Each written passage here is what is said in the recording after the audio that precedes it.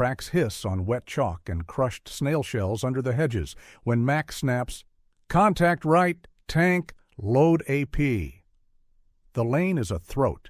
Give it a minute and the third enemy shot will be true. The word tank spikes the air, and Evans is moving before the echo dies.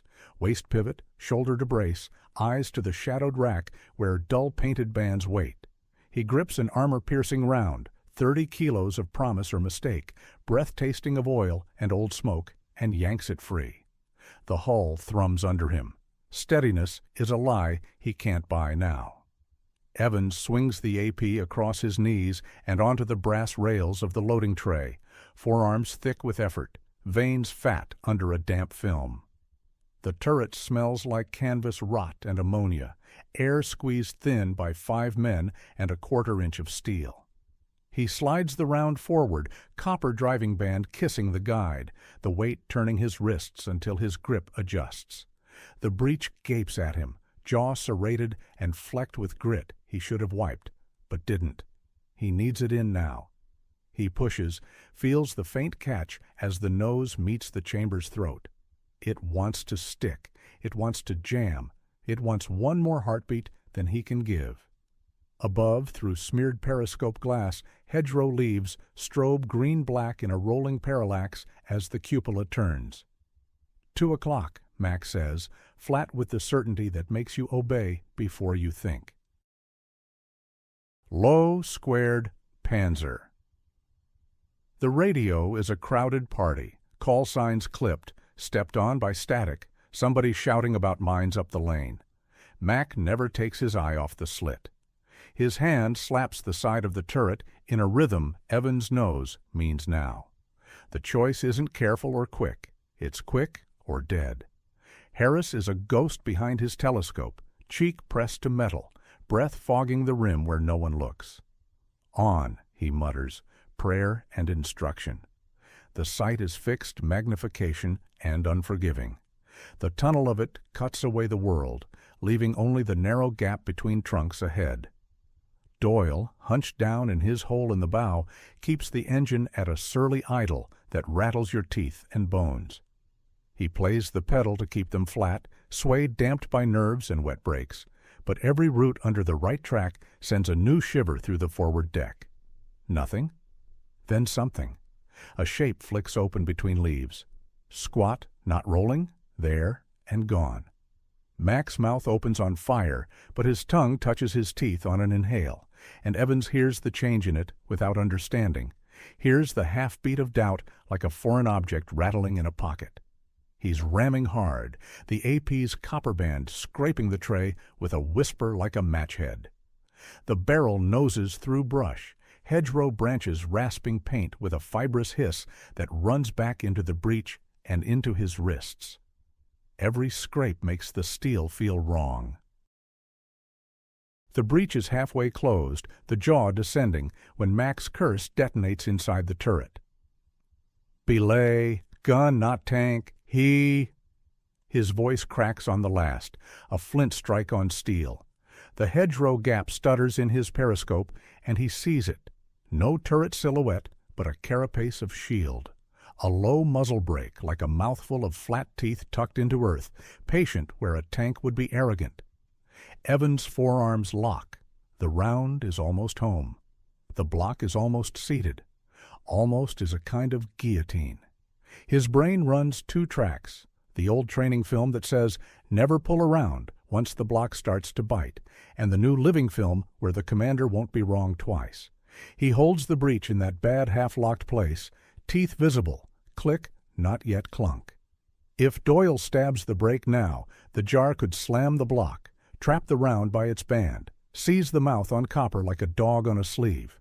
He has to change directions without scratching the primer, without letting the nose bang the deck, without his glove catching where copper is soft as a thumbprint in the right light. Harris doesn't look away. Make it quick, he says, because the lane they're looking down is a throat for steel, and at its far end is something that can aim and has already started to. Doyle's foot twitches on the brake, and the tank nods, a little bow turning into a lurch as a root shoulders the right track. Evans leans back, not pulling up yet, just easing the band out of the teeth like unhooking cloth from a nail. Leather squeaks on metal. Sweat runs from his temple into his eye and burns. Mac's palm slaps the cupola again, once, reminding the world it is there. He's got the periscope at a shallow angle, working the arc where leaves make windows between bigger leaves, trying to catch the silhouette before it disappears into memory. Under foliage, the field is a checkerboard of bright and shade. Everything looks like everything else until it throws sparks. He says again, the vowel stretched thin. Gun in the hedge, shield, low muzzle brake. He is saying it to everyone, and most of all to himself. The loader's hands know the round better than his mind. 30 kilos becomes a thing with opinions when it resists you. He knows where its center of gravity will flip, when the nose will start to dive, how fast he can tilt it without letting that happen. He eases it back another finger's width, feels the block's face graze copper, a scrape that could shave the band if he gives it a reason. The diesel thrum climbs. Vibration comes up through the deck and taps his wrists. He hears snicks and ticks inside the gun, steel talking to itself when asked questions it doesn't like. The hedgerow trembles with wind that isn't wind, a pressure change that says the lane has been connected to somewhere else by intention. Outside, a jay screams once and stops. Evan's glove feels slick on the band, and he knows why. The leather is wet from the crawl up a flooded ditch an hour ago. If it hangs when he pulls, even a cobweb's width sideways, the primer cup could kiss steel where it shouldn't. A primer is a coin that buys time. You don't spend it by accident. "Doyle, hold it," Mac barks, and Doyle answers by braking harder, the nose dipping and flattening like a bow to the god of hedges. Sudden stillness is another danger. Everything has been expecting motion and readjusting for it, and now that it's gone, the equations change. The breech could settle just enough to bite. Evans feels the half-lock like a trapped nerve.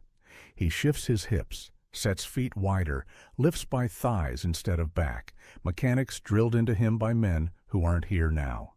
He draws the AP back.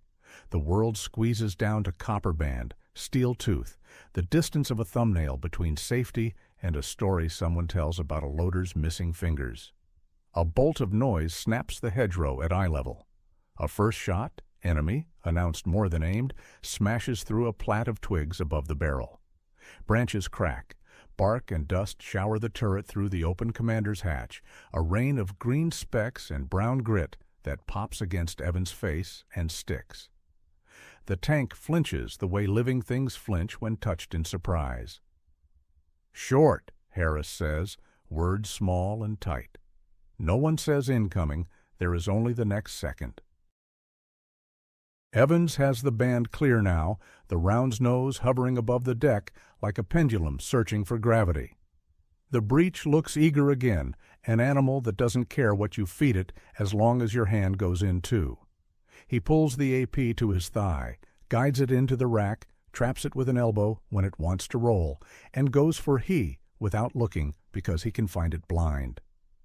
The racks are stacked and painted, the nose shapes learned in darkness and sickness, and the hours before dawn. The wrongness of AP drains into the rightness of HE, the blunter nose a promise of shrapnel and dust instead of a clean hole. Evans snatches it, arm muscles barking, and the fuse dial on the nose stares like an eye. Super quick or delay? Shield or earth? He's done this in frost and classrooms, and once with a kitchen spoon when a fuse key jammed.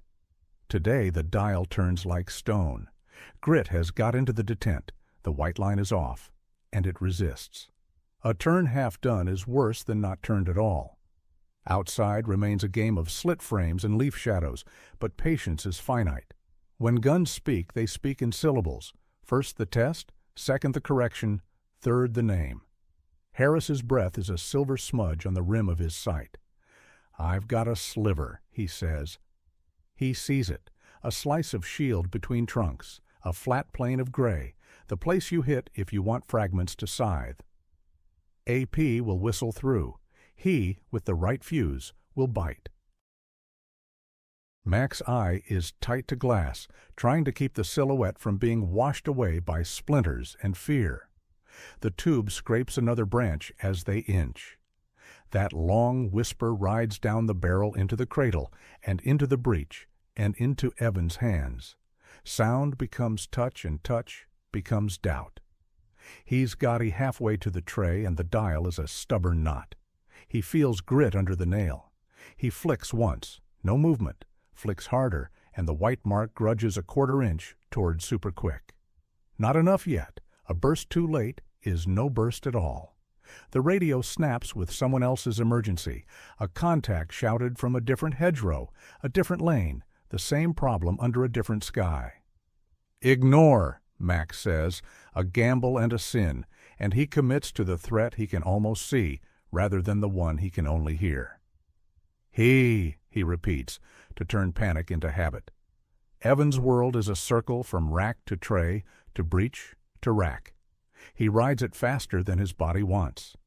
Arm fatigue climbs his shoulders, sand and muscles that used to be water. He plants his foot, sets the HE nose on the tray, pushes. The copper band sings against brass with a cleaner note. A finger hovers near the dial, ready to twist the last sliver, to feel the click line up. The breech will close if he blinks. Harris has a line. Mac has a guess that's becoming truth. Doyle mutters about a rut, and the track rides it like a boat rides a wake, pitching them forward. The jolt is small and terrible, all the force going into joints that already wanted to shake. It threatens to make the block decide for itself, to drop on a half-fed round, to pinch and bend metal that has to be perfect to keep you alive. Evans leans with it, elbows unlocked, body a shock absorber in a space too small for any waste. He thinks about the primer like a pet mouse in his palm. Mac's face is wet with leaf spit and sweat, periscope glass smeared and wiped with a sleeve that smears it more. He trains the slit back to where the muzzle brake was. Shorter, he tells himself. Coarser. Not a turret snout, but a slit. A gun inside a hedge makes itself small and mean. Gun, he says, softer now, certainty thickening. They have to cut a hole with blast and wish for luck. Wrong about tank, can't be wrong about fuse. Another pulse from ahead, warning you feel then hear. Evans gets the HE's band into the breech's mouth, holds it there like lending a coin to a beggar and not wanting to lose the finger. The dial is a hair off. Hit earth on delay, and it will bury, burst behind, and leave the gun that is. Harris, caught in his tunnel, moves the reticle like a needle finding a groove. The fog at the edge warms and thins and returns. He can see enough and not enough. He, on delay, is slower. AP is useless. He keeps his finger just behind the trigger, hesitation costing seconds and buying a target worth killing. Evans hears his own breath rasp.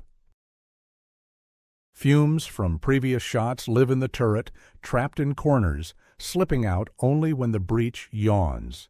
They make you light-headed and then stupid if you let them.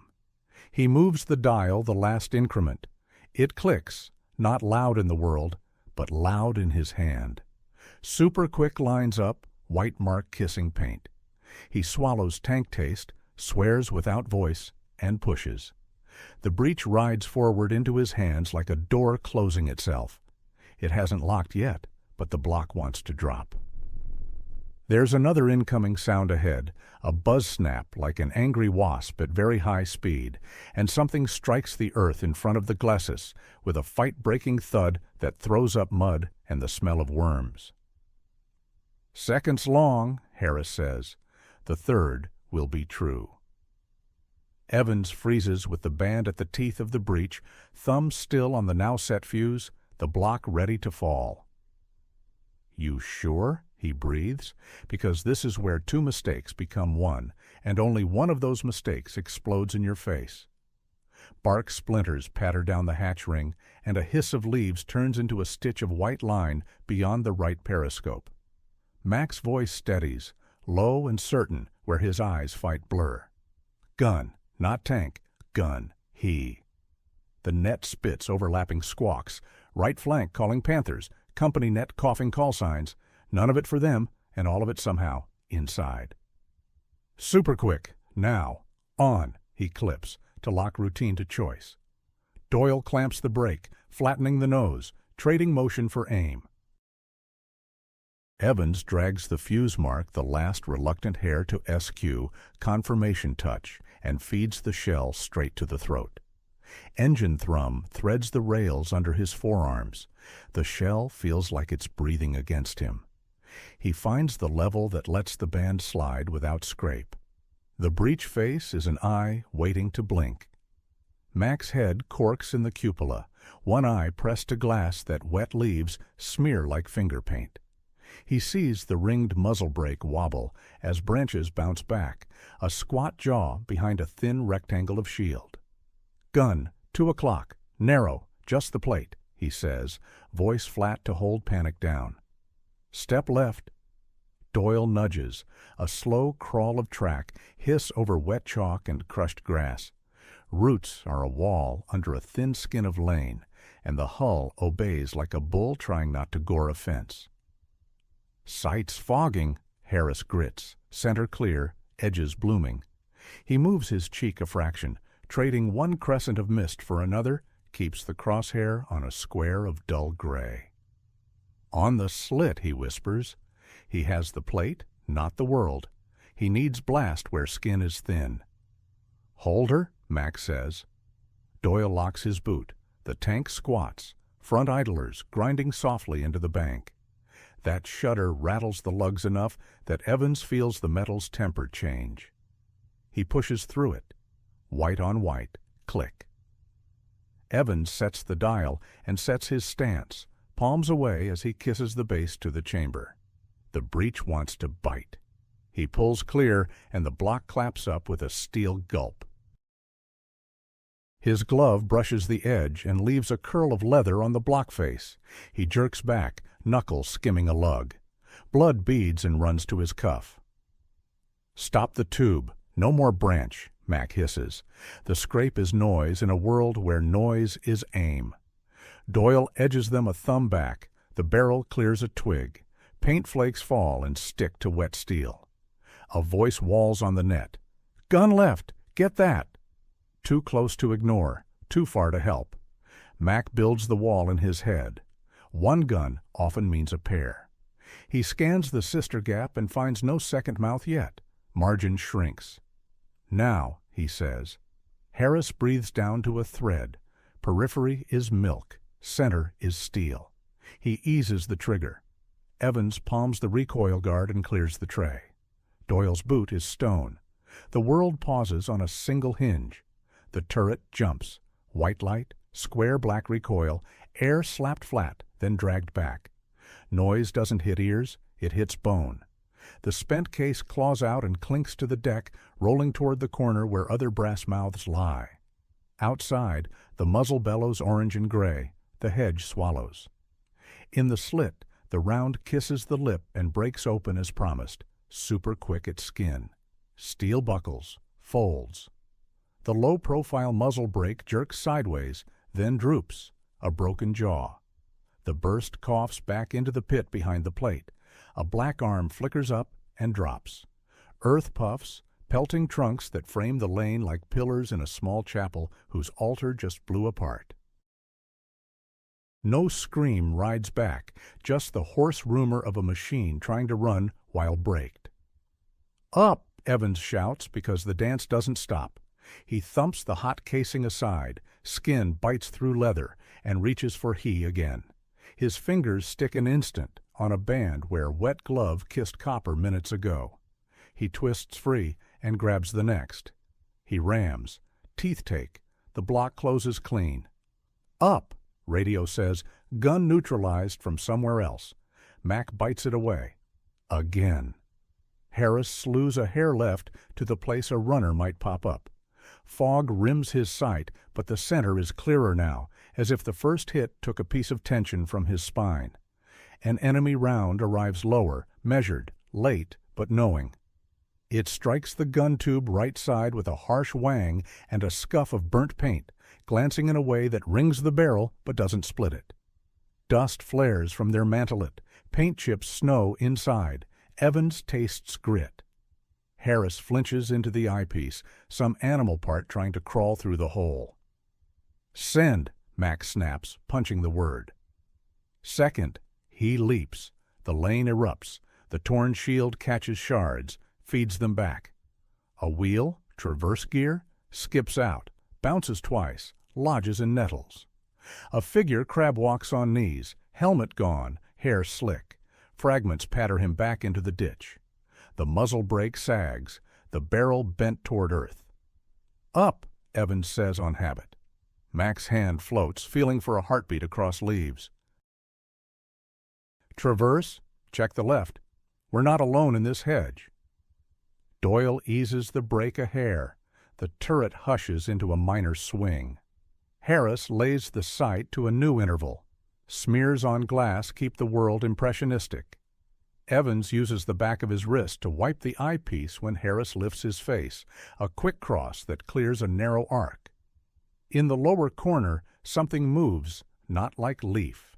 Intent, barrel slim and decisive. "Another gun, 10 o'clock low," Harris says, voice flat with the thing you don't want to find. Mac slides to the periscope's other slit and sees a wedge of metal that wants to be invisible but can't hide the scabbed circle of its muzzle. He fumbles for the handset, speaks on reflex. "Red 3 engaging second piece left," then drops the numbers. Only they need them. Keep SQ. Evans' arm remembers the rack. After 2 rams, biceps burn like oil was poured in and set alight. 30 kilos becomes 32 as fatigue finds leverage. He grunts, seats it, feels the brief resistance as steel lips meet copper, a kiss that must be straight. The block slides fully, no teeth showing, jaw committed. "Fire," Mac says. The new lane spits dust as if stung before the round arrives. The shell goes, the mouth opens, shield turns to torn cloth. Black smoke uncoils in green. A hum hiccups and goes flat. A bolt pings into the ditch. Silence spreads in steps, testing itself. "Up," Evans says, because saying it smooths nerves. His glove squeaks faintly and peels from copper with a sound that makes Doyle's shoulders rise, expecting an aftershock. Mac exhales and fogs his periscope, lifts his head to look over the cupola rim instead. In the 2 o'clock gap, leaves shiver without wind. The broken brake leans. At 10, smoke fattens, then drifts sideways on a breeze drawn by heat. Harris shifts his cheek on rubber hunting movement, waiting for the countershot that should come, but doesn't. "On," he whispers to steady his own hand. Evans' nose stings with copper-sweet firing stink. His throat is raw from charge dust and yelling. Doyle wiggles toes in boots, making sure they still answer a brain that's been running inside steel without moving. The radio cuts through. "Red 3, status, Red 3. Mac snatches it. 2 guns down, lane quiet, holding, he says, hearing his own voice too clean in the headset. A cold drop from the open hatch lands on Evans' wrist, specific as a coin. It says, "Not finished. There are more rounds than arms." He reaches anyway. The glove sticks less now. Copper is warm and moisture shy in heat. "Traverse slow," Mac says. "Watch for net edges, not leaves." Normandy's trick is grids disguised as vines. Harris hunts right angles. Nature wears badly. In a shallow V between oak and beech, raindrops hang in a pattern no leaf vein would choose. He settles the reticle there. Fog halos the edge, learned now to stay at margins. Before he calls, a soft thump from the lane like someone coughed into a quilt, then the hiss of something heavy dragging. Surviving crew hauling? Or a third piece feeding around, sound masked by earth? "There," Harris says. He is already the right choice. SQ is still the call. Evans turns the dial out of ritual and respect. Grit in the knurling bites, skin a little less. The click is a felt thing. He feeds, the breech takes, the lever slaps. The engine thrums underfoot. Harris doesn't wait for send. He rides the trigger as if coaxing a skittish horse. The hedge vomits canvas, twine, and reasons. A square of net lifts, floats, and falls, like surrender. Under it is a scar where a heavy thing used to sit and an empty patch a crew hadn't refilled. They hit a ghost. Better now than later. Silence arrives honestly, a puddle that spreads until it overlaps every boot print. Radio noise recedes to a wash. Heat has no new fuel and begins to bleed off. Thin steam wriggles from warm metal into damp air. Leaves drift, cut and spent, then settle as if tucking the hedge's wound in. Evans rests his glove on the breech. It's hot, not searing, cooling enough to ask again in a minute. Harris peels his cheek from the eye cup, rubber leaving a dark arch. His eyes are raw and wider. He leans back, neck muscles protest after statue still. His shoulders drop a fraction. Doyle eases the brake and finds neutral, engine ready but not pushing, ready to pop them forward if silence turns out to be the bait. Tiller bars creak under his hands, small joints crack. Mac breathes the damp, eyes skimming, not resting long anywhere. He watches the curls off their own barrel and the dragging smoke from the broken shield. 2 hourglasses that don't measure sand, but initiative. He taps the cupola rim with his ring, then keys the handset. Red 3, 2 guns confirmed. Position same. Ammo. He looks down. Evans answers without being asked. He good. AP 1 short in the rack, Evans says, thinking of the round he wrestled back, of how close the block's teeth came to claiming his glove and fingers, of what his shoulder would have been if Doyle hadn't held when brakes bit. He flexes his hand, feeling where leather stuck and skin bled. He files it as sensation to remember. Teeth showed, block slid, levs pivoted on steel choosing shut-over jam. Mac nods and squints again through glass. We hold. The rack is a wall of brass in gloom, dented and nicked where panic grip met corners. The breech yawns to cool, sweet, and acid, and oddly comforting, a room that will stink of work until rain and time rinse it down. Outside, a broken muzzle brake keeps its head bowed in a chapel of hedges where prayers are counted in shells. No one speaks. Wind edits hiss back to hush. Damp leans in with clammy hands. The idol is a purr, pretending indifference and ready to claw.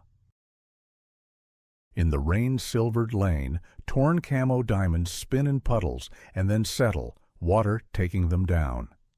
Thin bits of metal ping quietly as they cool.